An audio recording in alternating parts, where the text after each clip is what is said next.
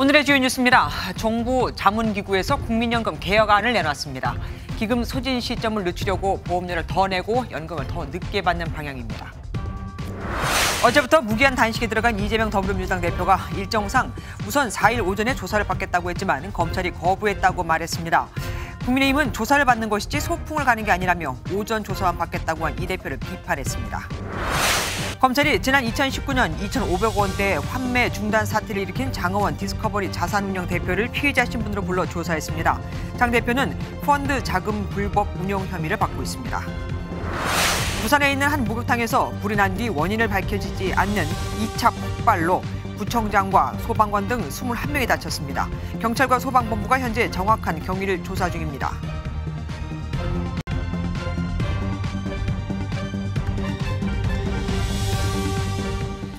국민연금 이대로 두면 앞으로 32년 뒤, 그러니까 2055년엔 바닥이 날 거라고 하죠. 지금은 보험료율이 9%인데 앞으로 이 보험료율을 12%나 15, 18%까지 올리고 연금을 받는 나이는 지금의 63세에서 66세, 67세 혹은 68세로 늦추는 방안이 제시됐습니다. 더 내고 더 늦게 받게 되는 겁니다.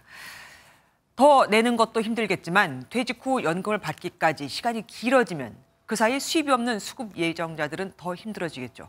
먼저 최희지 기자의 보도 들으시고 어떤 문제가 있는지, 또 이렇게 하면 연금 문제는 얼마나 해결이 되는 건지 따져보도록 하겠습니다. 20차례가 넘는 회의 끝에 제5차 국민연금 재정 안정화 방향이 공개됐습니다. 재정 계산 기간 동안에 70년 동안에 적립기금이 소진되지 않는 그런 방안을 찾아내는 것이 보험료율과 관련해 매년 0.6%포인트씩 5년간 12%까지 올리는 안과 10년간 15%, 15년간 18%까지 인상하는 안으로 나눴습니다. 올해 63세인 지급 시작 시기는 최대 68세로 늦췄습니다. 한마디로 더 내고 더 늦게 받으라는 건데, 이에 따라 2055년에 고갈될 예정이던 연금은 소진 시점이 최대 2093년으로 늦춰집니다. 이번 공청회는 지속 가능성을 위한 재정 문제에만 초점을 맞춘 것으로 풀이돼 일부에서는 노후 소득 보장이라는 문제는 상실했다며 반발했습니다. 어제 소득 보장을 강조하던 남찬섭, 주은선 교수는 소득 대체율 인상안 빠진 반쪽짜리 보고서라며 위원회에서 사퇴했습니다. 참여연대 등 시민단체도 나섰습니다. 우리의 아이인 90년생, 80년생 이후생들은 저보다 절반도 안 되는 보험금을 받으면서 노빈곤에 쌓일 수밖에 없습니다. 출산율 격감과 경제 성장률 둔화라는 난관 속에서 모두가 공감할 연금 개혁안을 내놓기까지 더 치열한 논의가 필요해 보입니다. MBN 뉴스 최희지입니다. 국민연금 개혁안에 따르면 연금 수령 시기를 최대 68세로 늦추자고 돼 있습니다. 그런데 지금 현재 정년은 대부분 60세죠. 무려 8년을 수입이 없이 지내야 한다는 소식에 시민들은 불만을 쏟아냈습니다. 연금을 일찍 받기 시작하면 손해가 크지만 지금도 이미 어쩔 수 없이 연금 개시 나이를 앞당겨 받기 시작한 조기 수령자가 80만 명을 넘거든요. 이어서 김민수 기자가 보도합니다. 시민들은 최장 8년 동안 소득 공백이 발생할 수 있다는 소식에 당혹감을 감추지 못했습니다. 안 돼요. 65세부터는 일 못하지 않나요? 네. 그건 절대 안 돼요. 네, 용납 안 돼요. 그때부터 연금이 원래 일할 수 있는 나이가 안 되니까. 근데 60세까지는 할 수 있는데. 네. 이미 지금도 소득이 없어 연금을 앞당겨 받는 조기 수령자는 80만 명을 넘었습니다. 연금 조기 수령은 1년씩 먼저 받을수록 연 6%씩 깎여 손해연금이라고 불립니다. 조기 노령연금 총 수급자는 올해 말 85만 6천 명에서 2025년 처음으로 100만 명을 넘어설 것으로 전망됩니다. 가뜩이나 부족한 노후 대책으로 조기 수령자만 늘릴 거라는 우려가 커지는 이유입니다. 빨리 받는 게 낫죠. 저런 이제 급하고 또 나이 먹을수록 일도 없고 그러니까. 정년을 늘리고 양질의 노인 일자리를 확보하지 못한 상태에서 연금을 받기 시작하는 연령을 늦추는 건 무리한 조치라는 비판이 나오고 있습니다. MBN 뉴스 김민수입니다.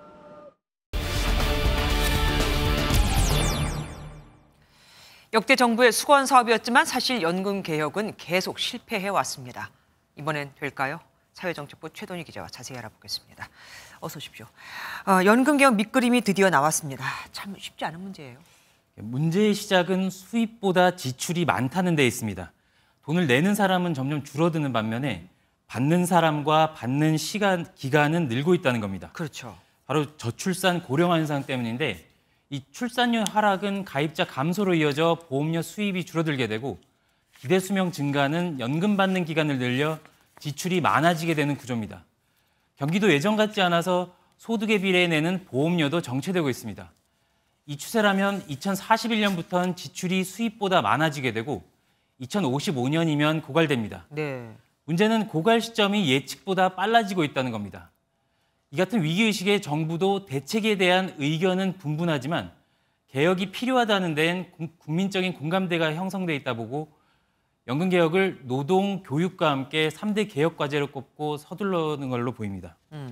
이걸 처음 만들 때 연금이요. 그때 기금 고갈에 대해서 예측을 못했던 걸까요?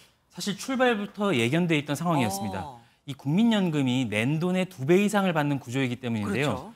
그래서 기금 운용을 잘못했다기보다는 아까 말씀드린 저출산 고령화 현상이 예측보다 너무 빨리 심각하게 진행된 게 주된 원인이라고 볼 수 있습니다. 뭐 솔직히 기금 운용을 잘하지도 못했던데요. 뭐 어쨌든 덜 내고 더 받는 구조다 보니까 고갈은 당연했습니다. 그동안 뭘 한 겁니까? 사실 개혁 시도는 그동안 있었습니다.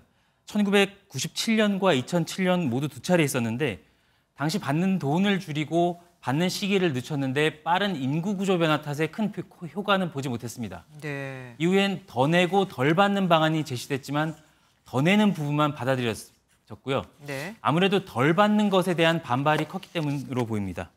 이후 정부에서도 추진했지만 별다른 성과는 없었습니다. 이번 발표를 보면 더 내고 심지어 더 늦게 받는다 아니겠습니까? 그럼 당연히 반발도 있겠죠. 당장 위원회 내부에서도 잡음이 있었던 것 같습니다. 이 초점이 소득 보장보다는 재정 안정성 확보에 맞춰지면서 받는 돈을 늘릴 수 있는 소득 대체율 논의는 빠졌습니다. 네. 이래서 아까 보셨다시피 일부 의원들이 사퇴하기도 했고요. 보험료가 늘어나면 직장인의 보험료 절반을 내주는 사업주, 특히 영세 중소기업 부담이 늘고 특히 보험료 사각지대에 있는 지역가입자들의 반발도 예상됩니다. 일부 전문가들은 내고 받는 거 조정만으로는 이제 한계가 있다. 그래서 이제라도 국가 재정을 투입해서 기금 자체를 늘려야 한다는 주장도 나오고 있습니다. 그러면 앞으로 연금 개혁의 일정은 어떻게 됩니까? 정부는 이번 보고서를 토대로 각계 여론을 수렴한 뒤에 다음 달 연금 개혁 정부안을 국회에 제출한다는 계획입니다. 다만 서민 부담 증가나 세대 간 갈등 등이 워낙 민감한 사안이어서 내년 총선을 또 6개월 앞두고 있어서 향후 과정은 좀 더 지켜봐야 될 것 같습니다. 하긴 이런 식의 연금 개혁이라면 내년 총선에서 여당의 악재가 될 건 뻔합니다. 그래서 역대 정부에서 여태까지 성공을 못했던 거고요. 이번은 어떨지 두고 보겠습니다. 최동희 기자와 함께했습니다. 이념을 계속해서 강조하고 있는 윤석열 대통령이 오늘은 반국가 세력이 반일 감정을 선동하고 있다고 밝혔습니다. 후쿠시마 오염수 방류에 대한 정부 대응을 비판하며 단식에 들어간 이재명 민주당 대표를 겨냥한 것으로 보이죠. 원중희 기자가 보도합니다. 국립외교원 설립 60주년 행사에 참석한 윤 대통령은 외교에도 이념과 가치 지향점을 분명히 해야 한다고 말했습니다. 지금 우리의 자유가 끊임없이 위협받고 있다며 또다시 공산 전체주의 세력과 반국가 세력을 언급했습니다.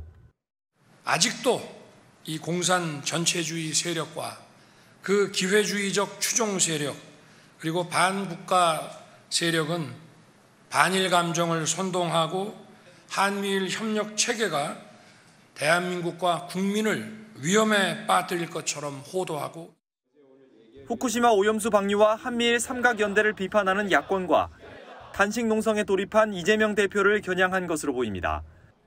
윤 대통령은 외교 노선의 모호성은 가치와 철학의 부재를 뜻한다고도 했습니다. 상대에게 예측 가능성을 주지 못하는 외교는 신뢰도, 국익도 얻지 못할 것이라며 미국과 중국 사이에서 전략적 모호성을 내세웠던 전 정부를 에둘러 비판했습니다. 다만 대통령실 내에서는 계속해서 이념적 선명성을 강조하는 데 대한 피로감을 호소하는 목소리도 나옵니다. 또 이재명 대표의 단식이 국민들의 공감을 크게 얻진 못하고 있다며 굳이 대응할 필요가 있느냐는 지적도 제기됩니다. MBN 뉴스 원중입니다. 9월 4일에 검찰에 가지 않겠다. 아니, 오전에만 가서 조사를 받겠다. 아니, 아예 안 가겠다. 쌍방그룹의 대북 송금 의혹 수사와 관련해 이재명 더불어민주당 대표가 한 말입니다. 4일에 오전 2시간만 조사를 받겠다고 했지만 검찰이 조사를 도중에 중단할 수는 없다고 하자 다시 안 가기로 한 건데요. 뿐만 아니라 오는 15일엔 대장동 의혹과 관련된 첫 재판이 있죠. 단식이 그때도 끝나지 않으면 여기도 출석하기 어려울 듯합니다. 윤기란 기자가 보도합니다.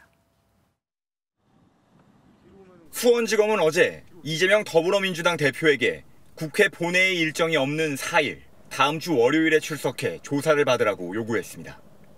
어제까지만 해도 10일에서 15일 사이에 출석하겠다고 맞선 이재명 대표는 오늘 오전 검찰의 요구대로 4일에 가겠다며 입장을 바꿨습니다. 다만 4일 오후엔 국회 일정으로 조사를 받을 수 없다고 검찰에 통보했습니다. 검찰은 곧바로 입장을 내고 이재명 대표가 다음 주 월요일 오전에 2시간만 조사를 받겠다고 했다며 도중에 조사를 중단할 수 없다고 선을 그었습니다.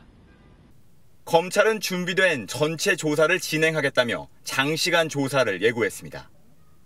이에 이 대표 측은 4일 출석하지 않겠다고 전한 것으로 알려졌습니다. 민주당은 검찰이 정치 수사를 한다고 비판했습니다.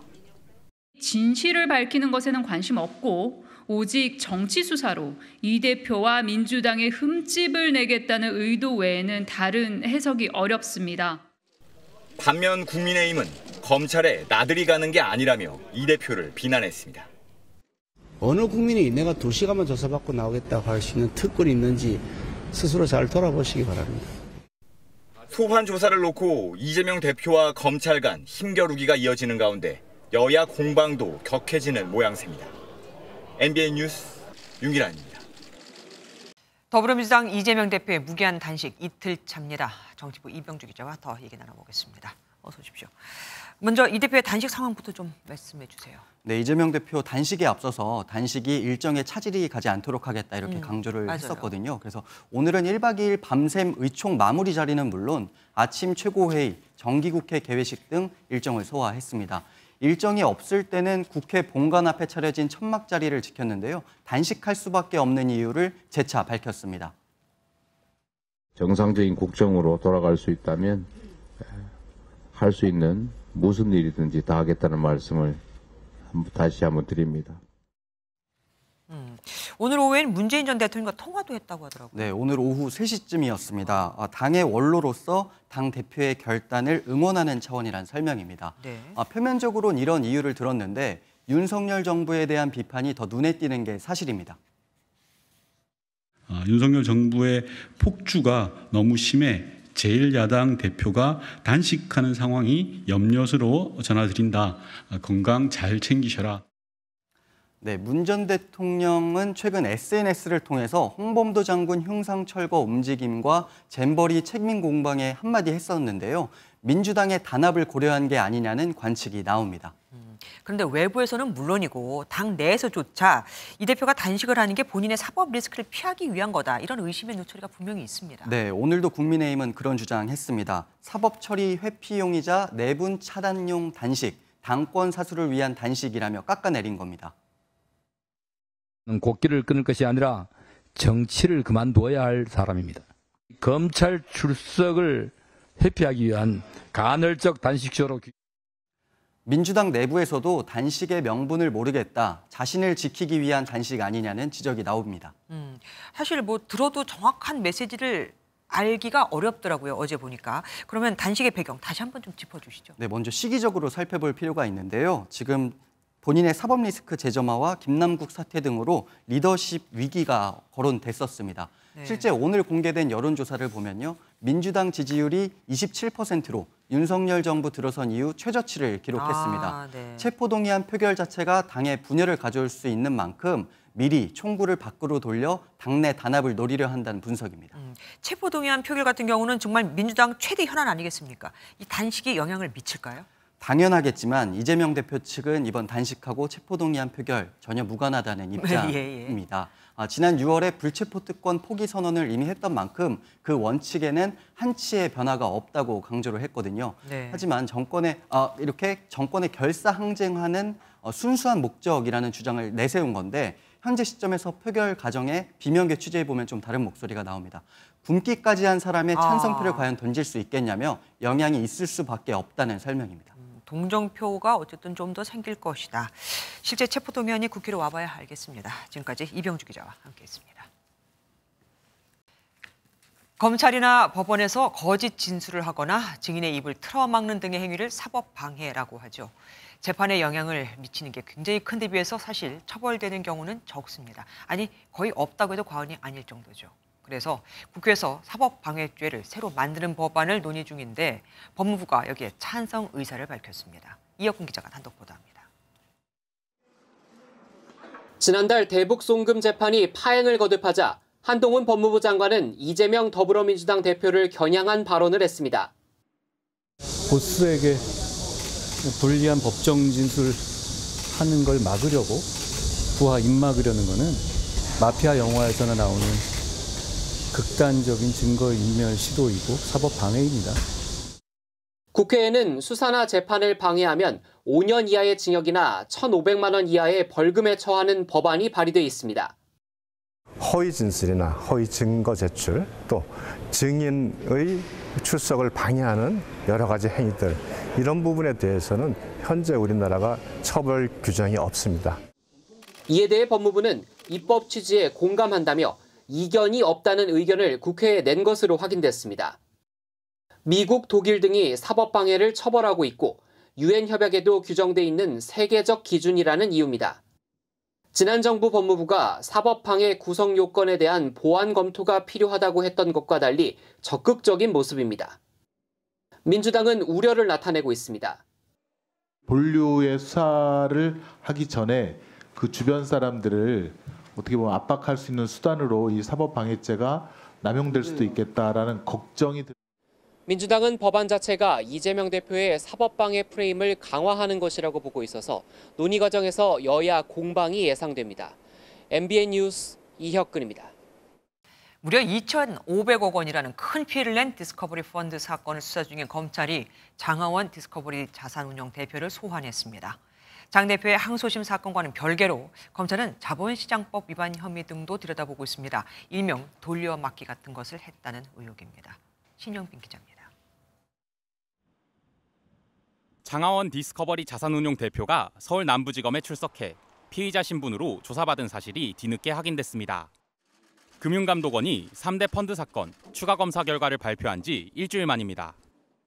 다른 펀드 돌려막기를 위해 거짓 기재한 투자 제안서로 펀드 자금을 모집했기 때문에 장 대표는 장하성 전 청와대 정책실장의 동생으로 2,562억 원의 투자금 손실을 일으킨 디스커버리 펀드를 운용하고 있습니다.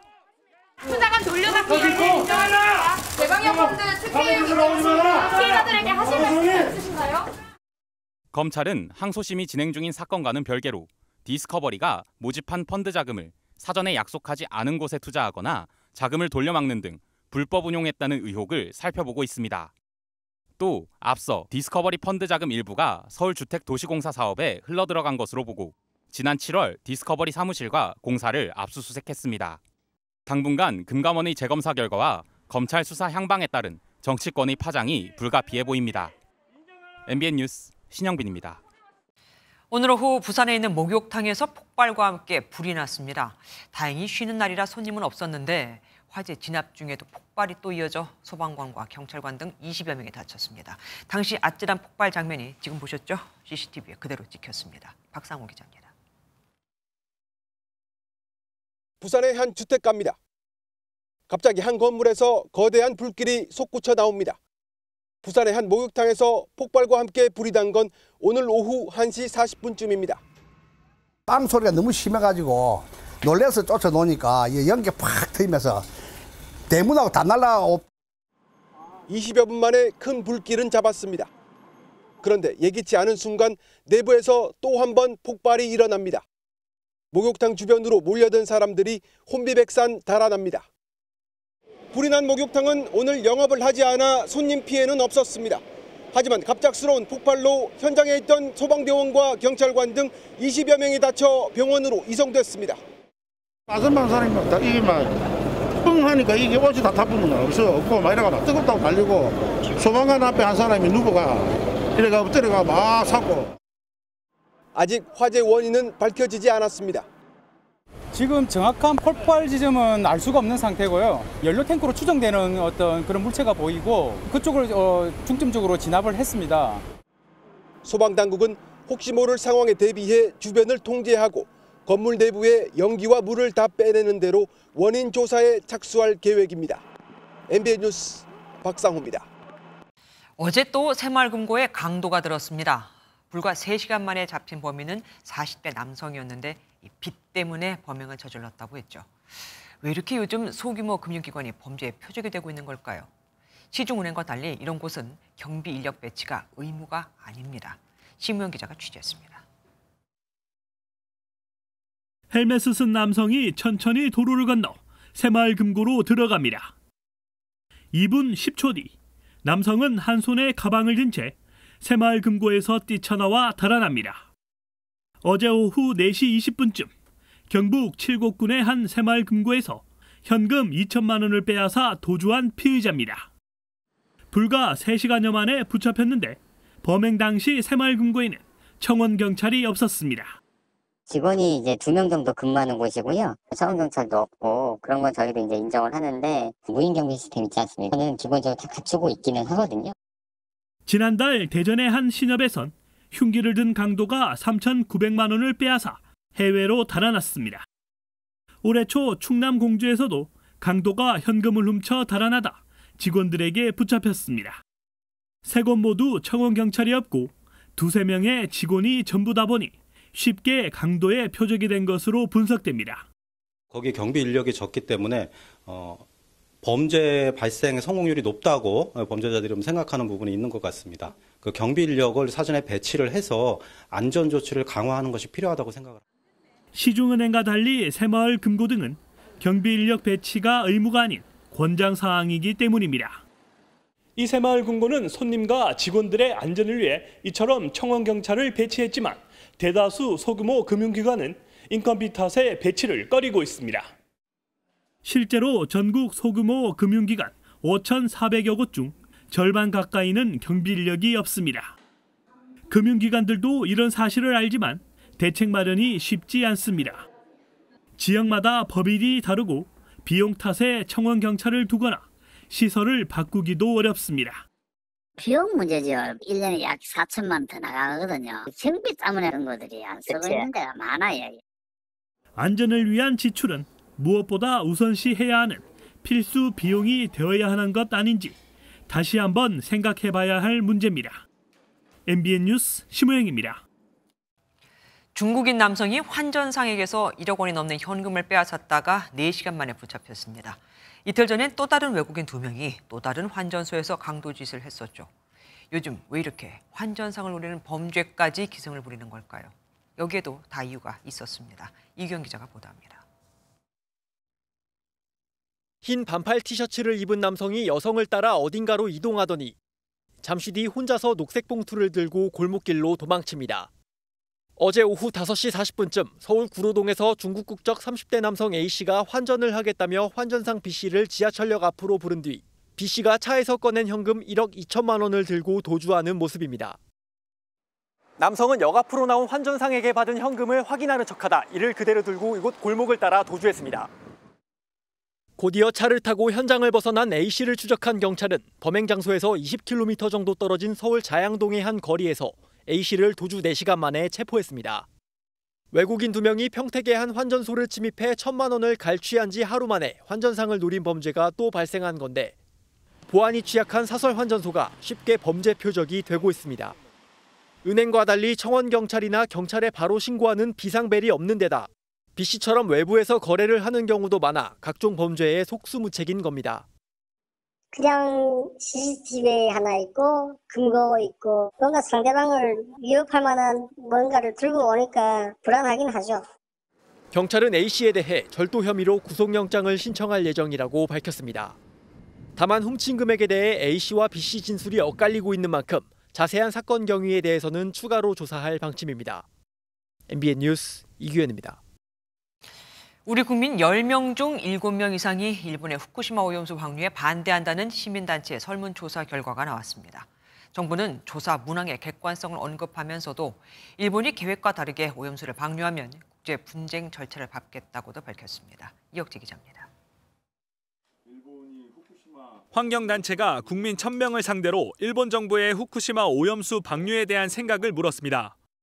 반대가 72.4%로 찬성 의견보다 3배 정도 많았습니다. 전체 응답자의 78.3%는 우리 정부가 일본 수산물 수입을 금지해야 한다고 했습니다. 또 오염수 방류에 항의하는 차원에서 일본 제품이나 일본 여행 불매 운동에 참여 의향을 밝히는 응답자도 60%가 넘었습니다. 일본이 이 후쿠시마 원전 오염수 방류를 중단할 때까지 정부가 하지 않는다면 국민들이 직접 불매 운동을 통해서 우리 스스로를 지켜야 하는 그런 행동에 나서야 된다고. 정부는 조사 문항을 객관적으로 구성해 뜻을 정확히 파악해 주는 게 좋을 것이라고 밝혔습니다. 국민들께서 걱정하는 부분은 이해를 하지만 이게 팩트를 정확하게 인식을 하시고 이어 일본이 발표한 오염수 방류 계획과 달리 진행된다면 강력히 문제 제기하겠다고 밝혔습니다. 그리고 일본이 발표한 해양 방류 계획이 당초 계획과 다르게 진행이 된다라고 하면 당연히 국제 분쟁 절차를 통해서 이 문제를 강력하게 제기를 하도록 하겠습니다. 과학적이라고 하지만 아직 온도차가 있는 만큼 정부가 보다 방류에 관한 정보를 투명히 공개하고 방류 절차에 대한 감시를 강화할 필요성이 제기됩니다. MBN 뉴스 이혁재입니다.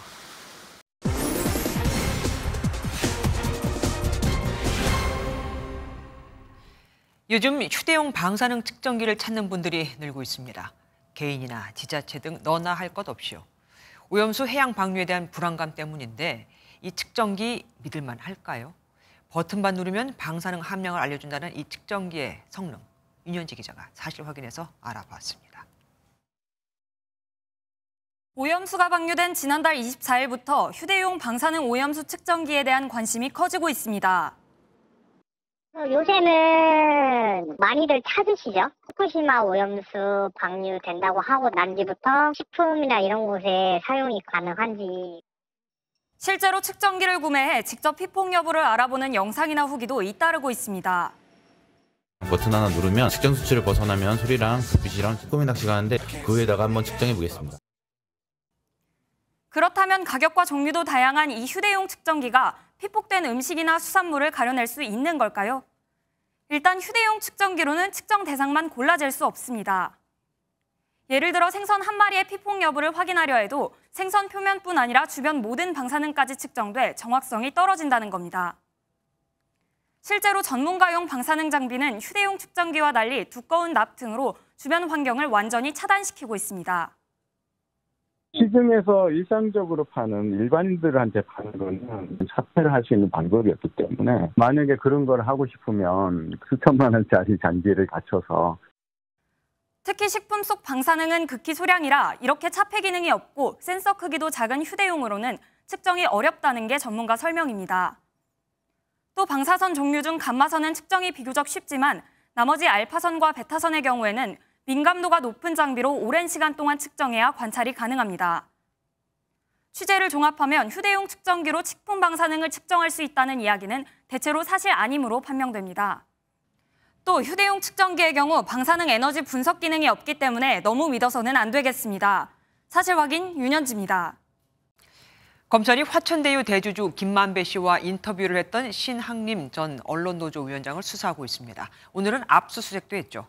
신 전 위원장이 윤석열 전 대통령이 검사 시절 부산저축은행 수사를 무마해 주었다는 허위 내용을 보도하는 대가로 거액의 돈을 받았다고 의심하고 있는 겁니다. 김 씨가 당시 윤석열 검사를 만난 적 없는데 만난 적 있다고 말했다 이거죠. 박은채 기자가 보도합니다. 검찰이 화천대유 대주주 김만배 씨와 허위 인터뷰를 한 혐의를 받고 있는 신학림 전 언론노조 위원장 주거지와 사무실을 압수수색했습니다. 신 위원이 지난 2021년 김 씨와의 허위 인터뷰 내용을 공개하고 대가로 1억 원대 금품을 받았다는 게 검찰의 판단입니다.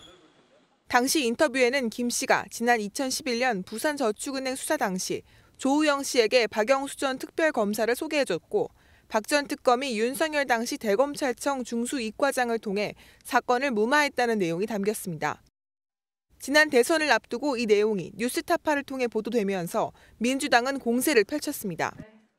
오늘 공개된 녹취록에는 김만배, 윤석열 특수관계를 입증하는 내용이 나옵니다. 윤석열 후보는 수차례 친분이 없다고 부인했지만 또다시 뻔뻔한 거짓말이. 하지만 조 씨는 검찰 조사에서 수사 과정에서 윤 대통령을 보거나 김만배 씨로부터 도움을 받은 적이 없다고 말하는 걸로 전해집니다. MBN 취재를 종합하면 조 씨는 최근 검찰 조사에서 김 씨가 나중에 누가 물어봐도 가만히 있어라며 거짓 인터뷰를 눈 감아달라는 취지로 말했다고 진술한 걸로 알려졌습니다. 신 위원장은 김 씨로부터 받은 돈이 정당한 대가라고 강하게 반발했습니다. 한국 사회를 지배하는 혼맥 지도라고 하는 지도책 8,900페이지 되는 책을 이렇게 손으로 제본해 가지고 있습니다. 그러면 형 제가 그걸 살게. 그래서 1억 5천만 원을 하겠다. 그러면 검찰은 압수수색을 통해 확보된 신 씨의 노트북과 서적 등 증거를 바탕으로 의혹과 관련한 수사를 확대할 방침입니다. MBN 뉴스 박은지입니다. 김명수 대법원장이 퇴임을 앞두고 마지막으로 기자간담회를 열었습니다. 임기 6년을 짧게 표현해달라는 질문에 첩첩산중 같았다고 밝혔는데 심각해진 재판 지체 문제에 대해선 충실한 심의를 통해 국민에게 감동을 주는 재판을 하려고 했다고도 했죠. 임기 중 가장 힘들었던 순간은 언제였는지, 외부에서 쏟아지는 편향 인사에 대해서는 어떻게 생각하고 있는지 이상혁 기자가 들어보았습니다. 김명수 대법원장이 기자단을 만나 지난 2018년 사법농단 수사 당시가 가장 힘들었으며 잠도 들기 어려웠다고 되돌아봤습니다. 재판의 책임을 최종적으로 맡고 있는 대법원장으로서 할 수 있는 마지막 고민의 결과라고 이해해 주시면 좋겠습니다. 다만 그때로 돌아가도 같은 결정을 내릴 수밖에 없을 것 같다며 이후 법관들의 무죄 판결 등에 대해서는 마음이 편치 않았다고 덧붙였습니다. 고등법원 부장 승진 제도를 폐지한 것이 재판 지연으로 이어졌다는 법원 안팎의 지적에 대해서는 동의하기 어렵다고 답했습니다. 법관이 승진 제도가 있을 때는 성심을 다하고 없을 때는 그렇지 않다는 것은 있을 수 없다고 단언했습니다. 또 재판 지연에는 코로나 등의 복합적인 원인이 있고 법관의 숫자를 늘려야 한다고 강조했습니다. 인사 편중 지적에 대해서도 성별과 출신 학교 등 대법관 구성을 다양화하기 위해 신경을 많이 썼다고 적극적으로 반박했습니다. 김 대법원장은 퇴임 이후 변호사로 개업하진 않을 것이라고 밝혔습니다. 자신에 대한 수사는 원론적으로는 정당한 절차라면 성실히 임하겠다고 말했습니다. MBN 뉴스 이상엽입니다. 미확인 비행 물체 UFO. 더 넓게는 모든 미확인 이상 현상을 추적해온 미 국방부가 이젠 아예 제보를 받는 인터넷 홈페이지를 만들었습니다. 신고가 들어오면 조사한 뒤 대중에게 이를 공개하겠다는 취지입니다. 고정수 기자가 보도합니다. 지난해 7월 중동에서 포착된 공 모양의 비행체는 비교적 일정한 움직임을 보이다 사라졌습니다. 올해 1월 적외선 센서에 잡힌 남아시아 상공의 이물체는 상업용 항공기처럼 보이지만 그 정체에 대해선 아직 추정 수준입니다. 미확인 이상 현상 UAP, 흔히 UFO라고 알려진 것들입니다. UAP are in our airspace, but they are grossly underreported. These sightings are not rare or isolated, they are routine. Military aircrew and commercial pilots, trained observers whose lives depend on accurate identification, are frequently witnessing these phenomena. 미국은 최근 몇 년간 의회 차원 보고에서 UFO와 외계 생명체와의 연관성을 찾지 못했다고 밝혔습니다. 다만 안보 위협 가능성까지 고려해 지난해 국방부 산하에 모든 영역의 이상현상 조사사무소 AARO를 설립했습니다. 이제는 대중의 제보를 취합하기 위한 홈페이지도 만들었습니다. And AARO will regularly update the website with its most recent activities and findings as new information is cleared for public release. 해당 홈페이지는 직접적인 정보를 가진 전현직 정부 관계자 대상 보안 창구와 일반 국민의 제보 창구로 나뉘어 운영됩니다. MBN 뉴스 고정수입니다. 일하느라 바쁜 엄마와 아빠 대신 아이를 돌보는 조부모에게 매달 30만 원을 지급하는 서울형 아이 돌봄비 사업 신청이 시작됐습니다. 육아 부담을 덜고 출산율을 높이겠다는 취지인데요. 이달에 신청하고 다음 달 아기를 돌보면 그 다음 달에 돈이 지급됩니다. 일정 시간만 채우면 아이가 둘이면 45만 원, 셋이면 60만 원씩이 나오죠. 김세희 기자가 보도합니다. 맞벌이 부부에게 아이 양육은 현실적으로 어려운 부분이 많습니다. 아기가 어린데도 좀 빨리 좀 등록을 했어요. 퇴근 시간이 또 빠르고 또 늦으니까 아기 픽업이 제일 큰 걱정이었죠. 퇴근까지 부모님이 돌봐주셔서 용돈도 드리지만 자식 입장에선 부담되기 마련입니다. 야근을 좀 포기하거나 다음 날로 업무를 미룬다거나 이런 부분들이 조금 힘들었던 것 같아요. 맞벌이로 좀 힘들게 일하는 걸 아시니까 안 받고 싶어 하시는데 그래도 유치원에 가지 않는 아이들이면 할머니와 할아버지가 아이를 양육하는 경우는 66.9%. 조부모를 포함해 아이를 돌보는 사촌 이내의 친인척에게 매달 30만 원의 돌봄 수당을 주는 사업이 오늘 서울에서 시작됐습니다. 서울시 몽땅 정보 만능키 사이트에서 신청하면 24개월에서 36개월 아이를 둔 중위소득 150% 이하 가구에 최대 13개월까지 지원합니다. 신청 뒤 각 자치구에서 자격을 확인해 대상을 선정하면 수당을 받을 수 있습니다. 우리나라 합계 출산율이 0.7명까지 떨어지면서 서울시가 육아 부담을 덜어주고자 지원 정책을 시작한 겁니다. 서울시 대표적인 돌봄 정책으로 자리매김해서 그 부모님들의 그 육아 부담을 덜어드리는 것뿐만 아니라 그 조부모님들의 그 돌봄 가치를 인정하고 그 보답해 드릴 수 있었으면 합니다. 서울시는 부정수급을 막기 위해 돌봄 활동 현장을 직접 확인하는 모니터링단도 운영할 예정입니다. MBN 뉴스 김세희입니다. 늘어난 흉악범죄에 CCTV를 더 많이 설치하겠다는 대책들이 나오고 있죠. 예전엔 설치된 CCTV가 찍혀도 화질이 안 좋아 있으나 마나한 것들이 대부분이었지만 요즘은 화질 개선은 기본, 스스로 이상 행위를 감지해 알려주고 실종자 수색도 해줍니다. 더 똑똑해진 지능형 CCTV 오태영 기자가 취재했습니다. 한 남성이 담을 넘어 침입을 시도하자 CCTV가 침입 알림을 보냅니다. 건물 안에서 불이 나자 CCTV가 감지하고 화재 알림을 보냅니다. CCTV가 이상 행위를 감지하고 처리하는 지능형 CCTV입니다. 최근 각종 사건 사고 위협 속에 지능형 CCTV 수요가 늘어나고 있습니다.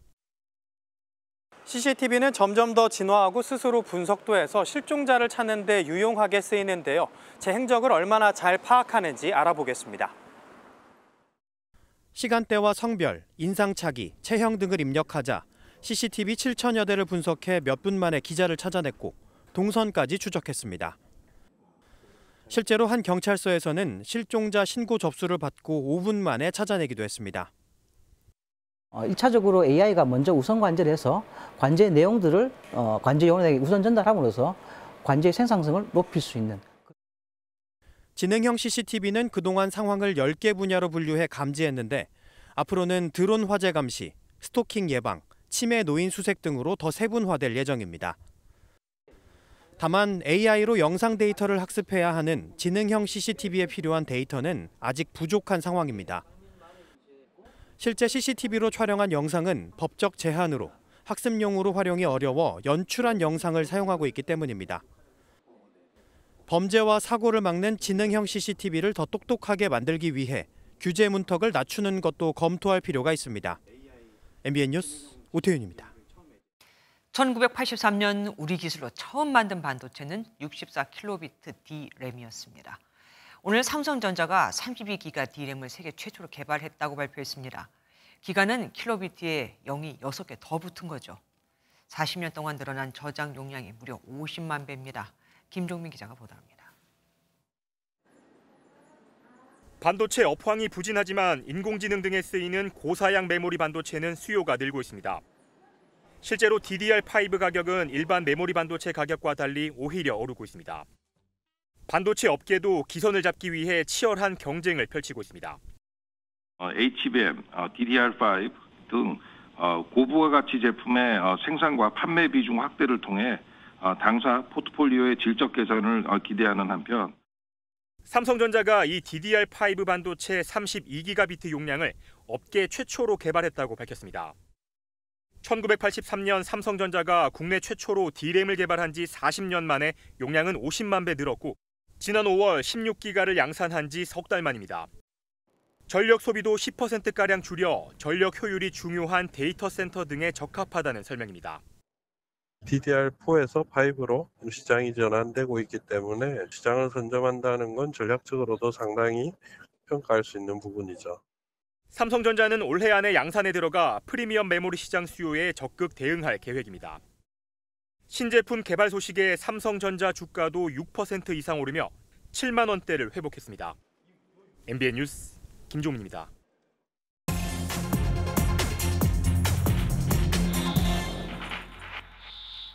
경제기자 M 최윤영입니다. 이번 주 주제는 CD의 부활, K-팝 이끌다입니다. 대중문화에 크게 관심 없으신 분들도 K-팝 인기 잘 아실 겁니다.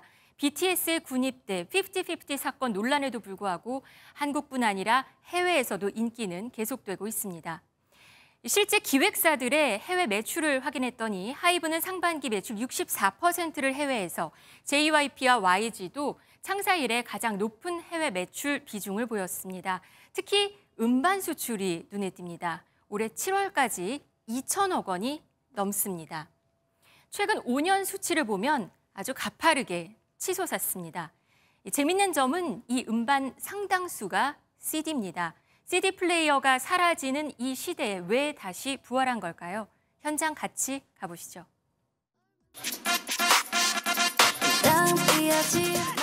아이돌의 팝업 스토어. 며칠간 굿즈를 살 수 있는 곳으로 예약을 해야만 들어갈 수 있는데도 줄을 섭니다.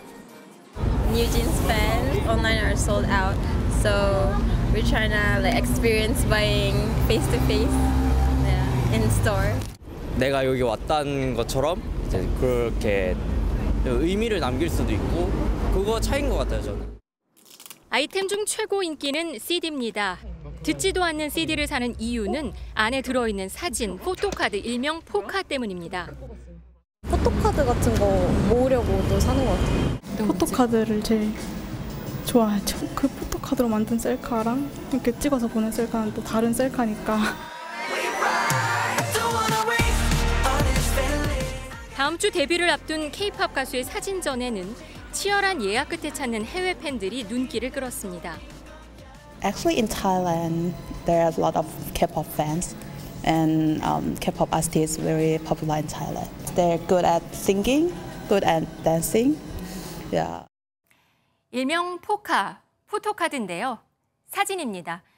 최근 잼버리 폐영식에서도 이 포토카드가 회심의 아이템이었습니다. 잼버리 폐영식 K-팝 공연 현장. BTS 포토카드 43,000장이 단원들에게 선물로 풀렸는데 잼버리 대원들은 서로 포토카드를 교환하고 사진 찍으며 SNS에서 큰 화제가 됐습니다. Well, we were told new jeans was coming, so a bunch of us are really excited for that. 지난해 미국에서 가장 많이 팔린 앨범 10장 가운데 7장이 K-팝 그룹 앨범이었습니다. K-팝 열풍을 이끌고 있는 MZ세대 가운데는 디지털이 일반적이고 아날로그가 더 희소성이 있다고 생각하는 사람들이 많습니다. 듣지도 않는 CD를 사는 낭비라는 지적에 최근 QR과 토큰카드 앨범이 등장하기도 하지만 포토카드를 구하기 위해 기꺼이 노력하는 겁니다. 여기에 좋아하는 것을 소장하고 취향을 깊이 파는 디깅 소비 트렌드가 새로운 흐름을 만들어내고 있습니다. 젊은 세대들이 직장이나 학교에서 소속감을 느끼는 세대가 아니에요. 그러다 보니까 내가 관심 있는 분야 혹은 나의 취향에 조금 더 깊이 몰입함으로 인해서 소속감을 생성한다라고 볼 수 있겠죠. 과거에는 글로벌 교육의 중심이 서비스가 아니었고 서비스는 보통 이제 국내에서만 통용이 되는 그런 제품이거든요. 인터넷의 발달, IT의 발달이 서비스도 상품만큼 교육이 될 수 있는 그런 분야로 넘어가면서 이런 한류가 확산되는. 듣고 즐기는 소비재로서의 K-팝 문화가 아날로그, 서로의 경험을 공유하는 경험재로 확장하면서 수출 효자 노릇을 톡톡히 하고 있습니다. 지금까지 경제기자 M이었습니다. 당당히 해병대 동기들과 손을 잡고 걸어가는 인물. 포구 때 수색 작업을 하다 숨진 최상병 사건과 관련해 항명과 상관 명예훼손 혐의로 입건된 박정훈 전 해병대 수사단장입니다. 군 검찰이 강제 구인을 했거든요. 그런데 구속영장은 기각됐습니다. 권영범 기자가 보도합니다. 박정훈 전 해병대 수사단장이 구속 전 피의자 신문을 받기 위해 해병 동기들과 손을 잡은 채 걸어옵니다. 해병 동기들은 구속기각 탄원서를 변호인에게 전달한 뒤 군가를 제창하며 응원했습니다. 박 전 수사단장 측은 군 검찰이 항명이란 어이없는 죄를 뒤집어 씌웠다며 재판부의 합리적 판단을 촉구했습니다. 군 검찰은 상당히 정치적으로 오염돼 있다. 권력에 너무 도취된 거 아닌가. 군 판사들이 상식이 있다면 국민들의 그 눈높이에 맞게. 이후 군사법원 건물 안으로 바로 들어갈 수 있는 이 출입문 앞에서 대치가 시작됐습니다. 박 전 수사단장 측이 영외 출입문으로 바로 들어가려 하자 군사법원 측이 출입 조치를 하고 영내를 거쳐 들어오라고 요구한 겁니다. 야당 의원들까지 찾아와 출입문 개방을 요구했지만 거부당했고 2시간 넘는 대치 끝에 군 검찰은 구인 영장을 집행했습니다. 영장 고지 과정에서 박 전 수사단장은 입을 굳게 다문 채 고개를 젓기도 했습니다. 이어 구속 전 피의자 신문을 마친 군사법원은 증거인멸 우려가 적다는 등의 이유로 박 전 수사단장에 대한 사전 구속영장 청구를 기각했습니다. MBN 뉴스 권용범입니다. 요즘 이념 논쟁이 잦죠. 이승만 전 대통령의 양자 이인수 박사가 4.19 민주묘지를 찾아 희생자들에게 참배하고 사과했습니다. 이번엔 4.19 단체도 그의 방문을 막지 않았습니다. 신재우 기자가 보도합니다. 이승만 전 대통령의 양자인 92살의 이인수 박사가 부축을 받으며 휠체어에서 간신히 일어선 뒤 헌화를 하고 떨리는 손으로 분향을 합니다. 그리고 여러 차례 고개를 숙여 묵념을 합니다. 혁명 이후 63년 만에 이승만 전 대통령의 유족이 4.19 희생자와 유족들에게 사과한 겁니다. 오늘 참배가 국민 모두의 통합과 도움이 되는 이 박사는 지난 2011년에도 이곳을 찾아 사과를 하려 했지만 4.19 단체의 반발로 발길을 돌렸습니다. 하지만 이번엔 4.19 단체가 묘지 방문을 막지 않았고 불필요한 논란을 생전에 끊겠다는 이 박사의 결심에 따라 사과가 이뤄졌습니다. 최근 정부 여당이 이승만 기념관 건립 추진에 긍정적인 입장인 것과도 무관치 않은 것으로 보입니다. 참배와 사과에 대하여 항상 국민을 사랑하셨던 아버지께서도 참 저러노라 기뻐하실 겁니다. 이번 사과에 4.19 단체들은 별다른 입장을 밝히지 않았습니다. 이인수 박사 측은 향후 4.19 유족들의 의향만 있다면 직접 만나러 갈 의사도 있다며 대화의 문을 열어놓았습니다. MBN 뉴스 신재우입니다. 미국에서 고등학교 중퇴에 일용직을 전전하던 한 무명 가수의 노래가 돌풍을 일으키고 있습니다. 한때 바이든 대통령을 비판하는 내용이다 하는 말도 돌았지만 기득권에 젖은 정치인들을 꼬집은 거라고 하네요. 최종락 특파원이 그 의미와 반응을 전해드리겠습니다. I've been selling my soul, working all day, overtime hours. 미국 무명 가수 올리버 앤서니의 노래입니다. 노래 제목은 리치몬드 북쪽의 부자들로 유튜브 공개 2주 만에 조회수 4,400만 건을 넘어섰습니다. 노래 가사에도 나오는 리치몬드의 북쪽은 바로 제가 서 있는 워싱턴 DC의 의회, 기득권 정치인을 의미합니다. 사회 비판적인 메시지가 돌풍을 일으키면서 빌보드 차트 1위까지 차지했습니다. Yeah. It's a different type of music than what I would normally listen to, but it's still something cool, you know? I like that. A lot of people gonna relate to that. The lyrics are awesome. Lenny, I got goosebumps too. 노래가 인기를 얻으며 공화당 대선 후보 경선에서는 리치몬드 부자는 바이든 대통령을 비판하는 것으로 해석하자 앤서니는 이렇게 지적했습니다. It was funny seeing it at the presidential debate. Because it's like I wrote that song about those people. 바이든 대통령과 민주당과의 연관성에 대해서도 선을 그었습니다. I'm going to write, produce, and distribute authentic music that represents people, and not politics. 올리버 앤서니는 고등학교를 중퇴하고 공장에서 일하다 사고로 다치며 일용직을 전전해왔습니다. 미국은 매년 9월 첫 번째 월요일을 노동절로 지정하고 있어 공장 노동자 출신의 솔직한 이야기가 더 와닿게 들리고 있습니다. 워싱턴에서 NBN 뉴스 최중락입니다. 우리나라는 5년 만에 청소년 자살이 52%나 증가했고 인구 10만 명당 한 해 26명이 자살하는 일명 자살 국가죠.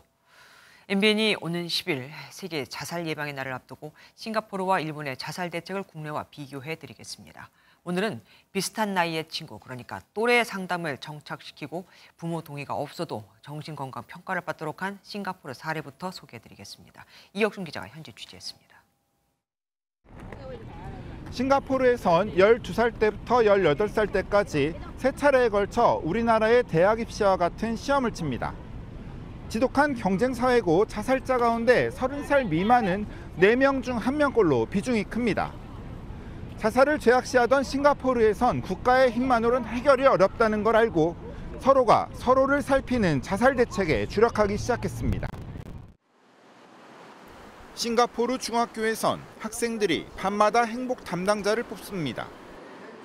정신적으로, 감정적으로 힘든 반 친구의 이야기를 들어주는 역할을 맡습니다. Like a boundary between students and teacher, but when you have student representatives, you can help it to.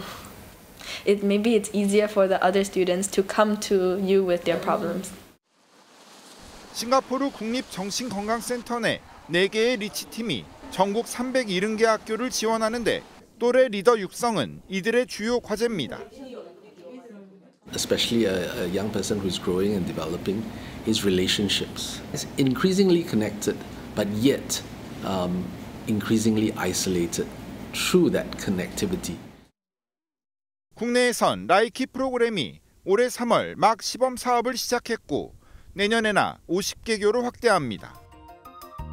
싱가포르 번화가의 상간의 화장실 통로를 지나면 남의 눈에 띄지 않고 정신건강 평가를 받을 수 있는 챗 허브가 나옵니다. 부모가 알까봐 정신과 진료를 받지 않는 아이들도 부모 동의 없이 상담받을 수 있습니다. Many of them might turn to the internet for information. Across stories where, others turn to drugs, alcohol, or even other ways of hurting themselves physically. This is where the danger lies in.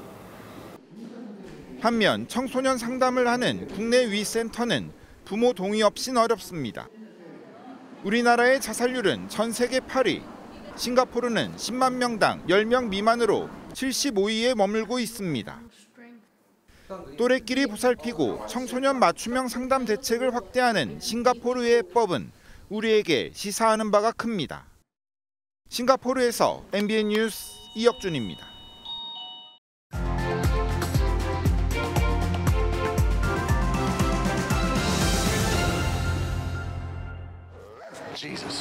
장난 끝에 살인 난다. 대수롭지 않게 생각하고 한 일이 엄청난 사고를 일으킬 수 있다는 우리 속담입니다. 지난 4월 미국 버지니아주의 한 쇼핑몰에서는 처음 보는 사람들에게 장난을 치고 반응을 관찰하던 일명 몰래카메라 콘텐츠로 인기를 끌던 유튜버가 촬영 중 총을 맞는 일이 벌어지기도 했죠. 최근 흉악범들이 기승을 부리고 있는 틈을 타 온라인에서 살인을 예고한 240명이 경찰에 검거됐습니다. 이 중 23명은 수위가 심각해 구속됐는데, 그런데 이들에 대한 처벌이나 이들로 인해 대거 출동한 공권력 낭비에 대한 손해배상 청구는 쉽지 않다는 걸 아십니까? 신림동에서 여성 20명을 죽이겠다고 글을 올리고 흉기까지 주문한 남성의 경우만 해도 재판부가 협박죄 등 적용은 검토가 필요하다며 검찰에 의견서를 요청했거든요. 협박죄가 성립하려면 상대방이 있어야 하는데 피해자를 특정하기 어렵다는 겁니다. 불특정 다수라고 하면 사실 나도 될 수 있고 너도 될 수 있으니 피해자를 특정하기 어려운 게 아니라 누구든 피해자가 될 수 있는 거 아닌가요? 하지만 현행법상 불특정 다수를 대상으로 한 범죄 예고 행위에 대해선 처벌 규정이 아예 없고 살인 예비죄를 적용하려고 해도 구체적인 살인 계획 등이 입증돼야 합니다. 쉽게 말해서 벌을 주기가 참 어려운 겁니다. 섬뜩한 살인을 예고하고 심지어 버젓이 흉기를 들고 거리를 활보해도 장난이었다고 하면 무죄로 풀려날 판이니 이래서야 날로 기승을 부리는 묻지마 범죄를 어떻게 막을 수 있겠습니까? 독일은 2021년 온라인 살인 예고를 혐오 범죄 범주에 넣어 엄벌하고 있고 미국도 불특정 다수를 향한 허위 협박에 대해서 5년 이하 징역 또는 벌금형에 처하고 있으며 글을 올리기 전에 한 번 더 생각하세요라는 캠페인까지 벌여 무차별 협박이 얼마나 심각한 범죄인지 알리고 있습니다. 우리 국회는 뒤늦게 공중협박죄 입법을 추진 중이지만 이건 또 언제서야 제정이 될까요? 무심코 던진 돌에 개구리가 맞아 죽는다는 말도 이젠 옛말이 됐습니다. 직접 던지지 않은 돌에도 개구리가 억울하게 죽을 수 있는 세상이 이미 와버렸거든요. 그런데 법은 아직도 수십 년 전 그대로이니 누구를 탓해야 하겠습니까? 김주아의 그런데 오늘은 살인 예고는 장난 아닌 범죄였습니다. 아마추어 메이저 대회인 제27회 카카오 VX 매경 아마추어 골프 선수권 대회에서 중학교 2학년 안성현과 중학교 3학년 박서진이 각각 남녀부 우승을 차지했습니다. 안성현은 내년 GS칼텍스 매경 오픈, 박서진은 KLPGA 투어 MBN 여자 오픈 출전권을 획득했습니다. GS칼텍스배 프로기전에서 정상에 오른 변상일 구단이 오늘 시상식에 참석해 꼭 우승하고 싶었던 대회였는데 좋은 결과를 내서 기쁘다고 밝혔습니다. 2년 연속 준우승에 그쳤던 변상일은 이번 대회에서 최정 구단을 누르며 2전 3기 끝에 우승을 차지했습니다. 항저우 아시안게임 바둑 대표로도 출전하는 변상일은 반드시 금메달을 따오도록 하겠다고 말했습니다. 중부지방은 오늘 쾌청한 하늘이 드러났지만 남부와 제주로는 비가 계속되고 있습니다. 이 비는 모레인 일요일 전국으로 확대되겠습니다. 레이더 화면 보시면 비구름이 남해안을 중심으로 머물면서 이들 지역으로는 다소 약한 비가 내리는 곳이 있는데요. 내일까지 부산과 울산을 비롯한 남해안에 최고 120mm 이상의 비가 내리겠습니다. 경상권에도 적게는 10에서 많게는 60mm, 호남에도 최대 40mm의 비가 내리겠습니다. 내일 중부지방은 맑은 가운데 자외선 지수가 매우 높은 수준까지 치솟겠습니다.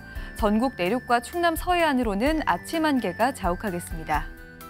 내일 낮 최고 기온은 서울과 춘천이 31도, 대전은 30도, 남부지방도 광주가 31도, 부산 28도 등으로 낮 동안은 다소 덥겠습니다.